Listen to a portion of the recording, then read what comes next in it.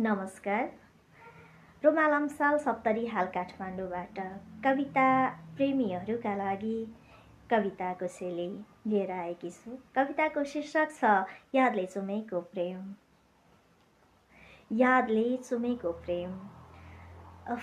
शिशिरमा पनि कति रापिलो तिम्रा स्पर्शका स्मृति हस्तक्षेप फरफराएपछि दायाँ आँखी भौँ सम्झनाको बसन्ती तरङ्गमा आकाशभन्दा माथि उडिरहन्छु।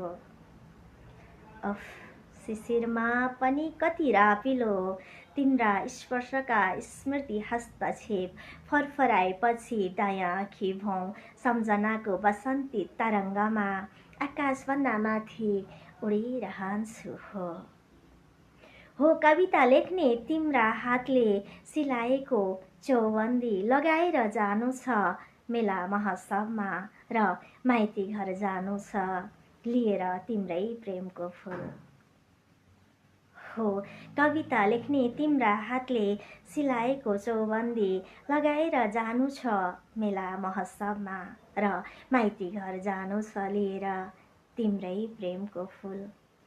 पक्कै घोच्ने ससियोले तुरपाई गर्दा ब्लाउजको कम्मर गएको तिम्रो रगतको छिट्टाले बन्नेछ ब्लाउजमा प्रेमको बुट्टा। कामुक्ताले रङ्गिएको सेतो तन्नामाथि उत्तेजनाले बाफिएर बन्द कोठाभित्र प्रत्येक अङ्ग अङ्गबाट चुइनेछ पसिना र गुन्जयमान हुनेछ स्वागरातमा रङ्गिएको बन्द कोठा।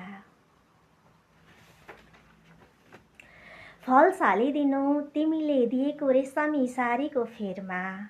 फल सालिदिनु तिमीले दिएको रेशमी सारीको फेरमा र खिटिदिनु प्रेमको धागोले थैलीको फुर्का। लगाइदिनु तिम्रै हातले छोएर मेरो कम्मरमा साडी भरिदिनु तिम्रो नामको सिन्दुर लैजानु तिम्रो घर उडाएर रातो घुम्टो। बिहेपछि सँगसँगै बसेर